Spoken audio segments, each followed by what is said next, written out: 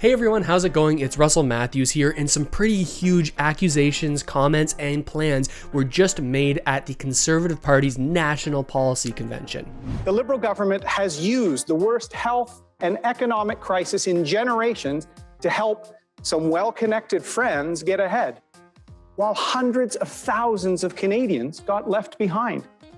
But even that will not be enough to defeat him. And this is impactful for you specifically because it's going to impact every single Canadian. Based on what these policies are, it could give us a better idea of what Canada is going to look like in the future. And now it seems we have the plan from the Conservatives when it comes to a number of different things, including the benefits and social programs that many people have grown accustomed to since the beginning of the pandemic, and how the Conservatives would consider unwinding those. So in today's video, we're going to take a closer look at the accusations that were made, the statements that were made, and this new 5-point plan that they're trying to bring forward and how that could affect the country going forwards. But before we do, make sure to check out the links in the description where you can open up your own investment accounts. We've got to take our wealth into our own hands these days, so I really recommend you do that. Okay, let's take a closer look at this. Now, this was one of the most consequential speeches that we've seen the new leader of the Conservatives, Erin give since his start as the leader of this party. Many people have said, hey, you haven't really given us a plan on what you would do going forward. Why would we want to support you moving forward and support the Conservative Party? And so he's come out with this plan, and we can see it in this screen grab right here. It's a 5-point plan. The first one is secure jobs, secure accountability, secure mental health, secure the country, and secure our economy. So this is the plan that he's sort of trying to put out there going forward. And the one that's going to affect many people who are watching this channel is securing the economy, because this has to do with the benefits and programs and social services that many people are currently using and what their stance is going forward on that. And they've just released a website with all of this information laid out. And again, here you can see these 5 points: jobs, accountability, mental health, country, and economy. So it's going to be interesting as we take a look at this as to what these plans actually look like and how much detail there is, because as we always say here on the channel, you can say as much as you want to say, but the devil is in the details. I wonder if we're going to get any actual details on how they would roll out some of their plans. Now, the first main point that they're bringing forward here is jobs. They want to take a heavy focus on jobs and respond to the pandemic by providing targeted relief to the industries that have suffered the most, including areas in which more proportionally represent young people and women, because data has shown that those people and those groups have suffered the most since the beginning of the pandemic, at least when it comes to a job standpoint. And they sort of telegraphed the fact that this was going to be a main point as they gear up for a federal election. When they put this through in the House of Commons, they tabled this motion that would propose that they did exactly this: provide targeted relief to certain industries. We've seen that it's been tough to get the Liberals to provide targeted supports to industries like the airline industry and other heavily hit industries. Now, whether or not it's a good thing to provide this sort of targeted support, that can be debated, but that's not my goal here, is to bring you the information that has been received so that you can make up your own mind about this sort of stuff. Their next main point on this jobs plan is to rebuild Main Street. And I guess this is the way that they're going to describe the way that they hope to provide benefits and provide sort of stimulus and supports to small businesses in order to sort of revitalize the main street of every individual town across Canada. At least that's the idea.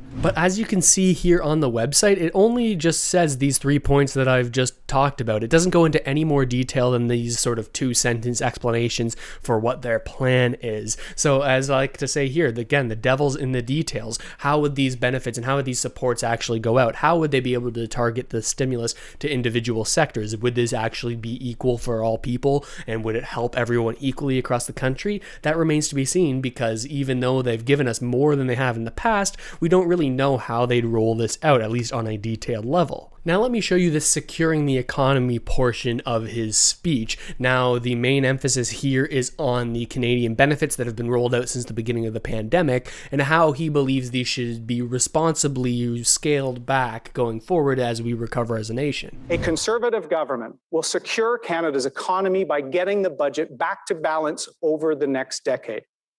Spending to protect Canadians during the pandemic is the right thing to do, and Conservatives have supported it. But we can't pass unsustainable debt to our children and future generations. Once the recovery starts, the Conservatives will get spending under control. As Canadians are vaccinated and the economy reopens, we will wind down emergency support programs responsibly. We will ensure that stimulus measures are targeted and time limited to avoid a structural deficit.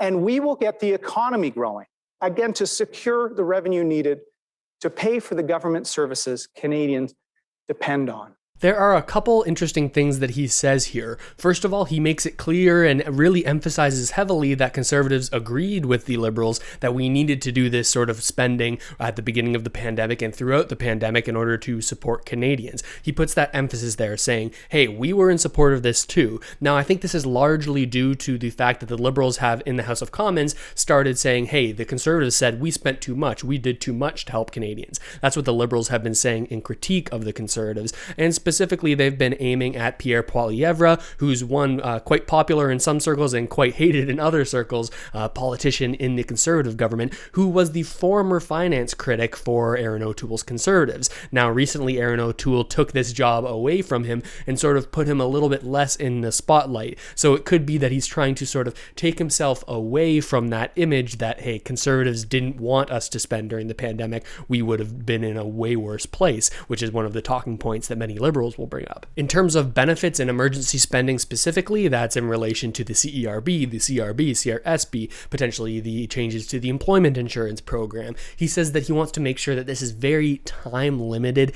and targeted, and make sure that as the economy recovers, he is able to sort of roll back these programs so that we're not just perpetually continuing these programs, even though some people are calling for something like that to happen with the potential implementation of a universal basic income, a policy that's gaining more and more support on the more left-wing side of things. And he emphasizes these points in the written version of this plan on the website. Again, this is all the information we have on exactly how it would be done. So again, not a huge amount of detail that you may have hoped to see, but they say here the emphasis is getting spending under control and doing that with three main points. The first one, winding down emergency COVID support programs in a responsible way as Canadians are vaccinated and the economy reopens. Number two, ensure that stimulus measures are only targeted and time limited to avoid creating a structural deficit, making sure these programs don't continue into the future long term. And finally, getting the economy growing again after years of slow growth under the Liberals so that we have the revenue to pay for the government services that Canadians rely on.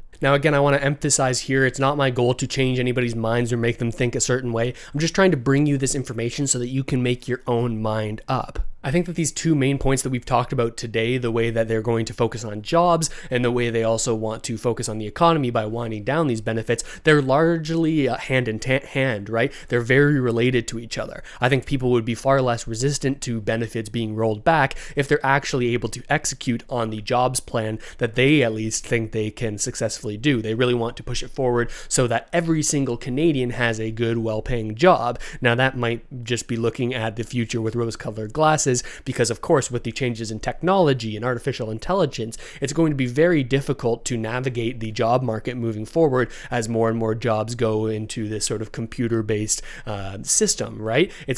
Are we actually going to be able to see them execute on this jobs plan and bring these kinds of high-paying jobs to every single Canadian? And if they can successfully do that, then I don't think there's going to be much resistance on the rolling back of these programs because everyone's going to be taken care of with the jobs. But it's a matter of whether or not we believe that can actually be successfully executed by this party. Now, these three other points that are a part of this 5-point plan, I'll leave a link in the description so you can take a look at them yourself because we're just going to touch on them briefly. The first one is accountability. Now, they want to tighten up anti-corruption law because they believe that the Liberal government has been, corrupt in their eyes with things like the SNC Lavalin scandal and the We Charity scandal at the beginning of the pandemic. Now, again, based on your views on how serious these infractions were, you may agree or disagree with this focus that the Conservatives are taking on changing their view on this, right? They want to secure accountability. They want to essentially, they're saying they want to clean up Ottawa.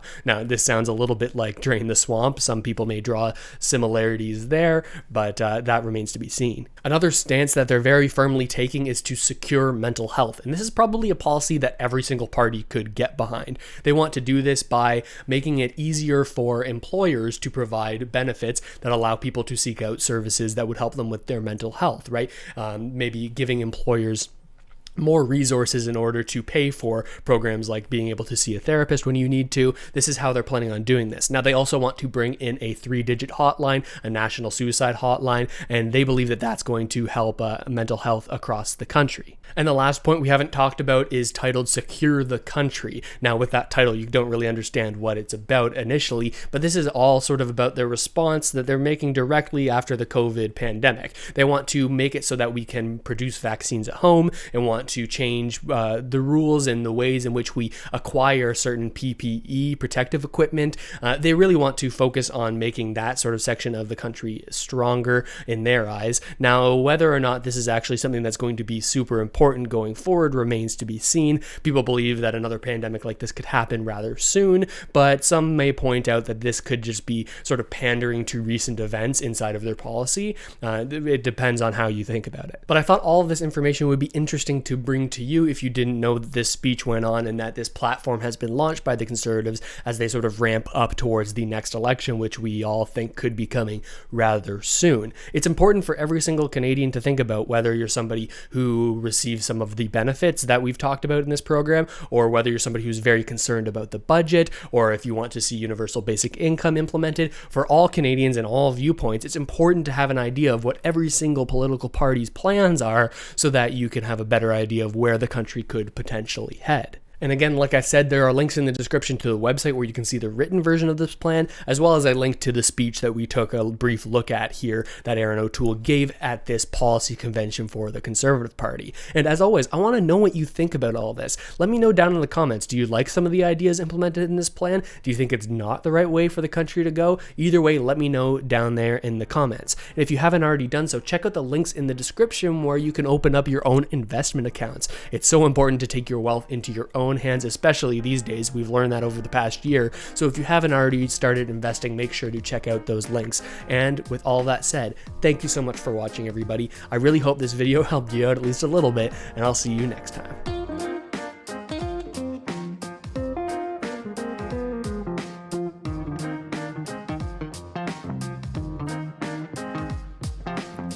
This channel is supported by viewers like you. Thanks, channel members.